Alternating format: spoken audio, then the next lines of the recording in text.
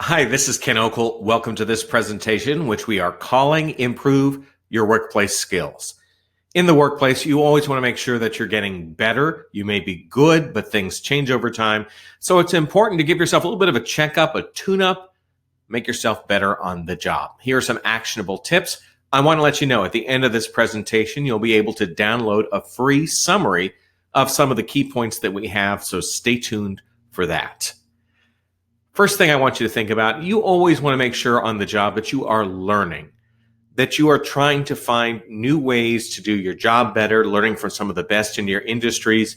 Don't stop learning. Don't think that you've mastered everything, and at this point you can just sit back because nothing's ever going to change. We know that is not true. Good ways to do that, especially in today's world. Networking, a lot of that may be virtual. If you're having a chamber meeting or some sort of business association, they've probably switched to virtual. So talk to people about what's something new that you've done that has helped you out a lot. What's a change that you've made that you're really proud that you made? What is a change that you wished you had done earlier? Start asking people these questions. Look at journals or other ways to find out information about your industry or other industries where some of the success stories could be transferred to your world. I also want you to think about interests.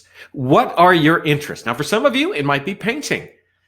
That's a little more of a hobby, but you understand what I'm talking about. What are things that you are really good at that you like? Okay? Those are things you should keep doing because you're good at them. You have an interest in them. But there are also those things where you're not as good. Say, for instance, solving a Rubik's Cube. I was never that good at these. So if I needed to solve one of these, I would want to find someone who could help me. When you have to suddenly do something that's outside of your comfort zone, you're not as good at it, look inside your organization to see if there are people who are good with that skill set who might be able to help you explain things a little bit better, just give you a gentle push in the right direction. Don't feel that you have to learn everything on your own, especially if it's a skill where you're just not as interested in it as other things. It doesn't get your heart beating fast, doesn't get the blood flowing. Here's a concept. Put down and pick up. In terms of our skill sets, there are things that I think we can let go of, and there are also things that we should add. You can't keep adding things because over time you're going to become overwhelmed, you're going to be working all the time, you're going to burn out. What is a rough example of something that you could put down? Think back to when I was in elementary school. We spent a good amount of time working on penmanship, like writing in cursive.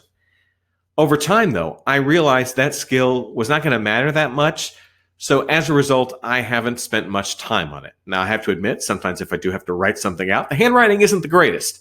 But in the big picture, it was more important for me to spend time on other things like typing or learning about computers or other skills. So in that case, handwriting was a skill that I could put down. It wasn't essential. It was going to put me over the top.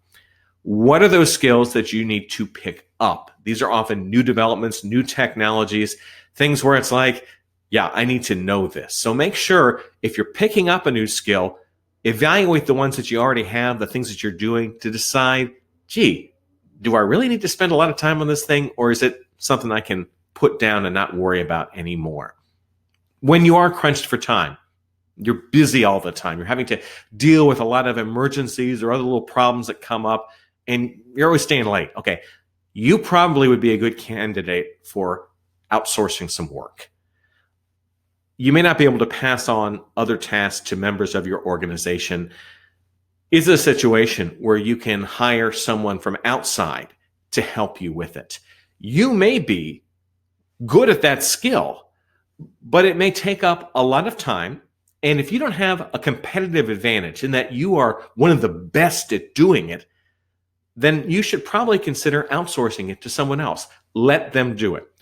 A lot of the times when it comes to outsourcing, people become very concerned about the cost. Yes, it's an extra cost, but I also want you to think of it in terms of it is buying you time. It's an investment, not necessarily just another expense where you don't get anything in return. See if there are those things that you can take off your plate, give to someone else. They perform it at an equal level. suddenly you get a little more time to focus on other things. This is a really important tactic when it comes to time management. Reliability. Often throughout a year, there are those tasks that you do seasonally, once or twice a year. Do you remember how to do it? Or when that task comes around, is it a little bit of a panic because you're trying to remember, what is it that I'm supposed to do? How do I enter this stuff? In these cases, I think you got to help yourself do well. So the next time that you perform the task, I want you to create some reminders. This could be you create a document where you explain, hey, this is how you do this thing. Some people will do a screen capture. Some will do a picture with their phone. A thing I've done every once in a while is record a video with my phone where I talk to myself and say, hi, Ken, this is you in the past.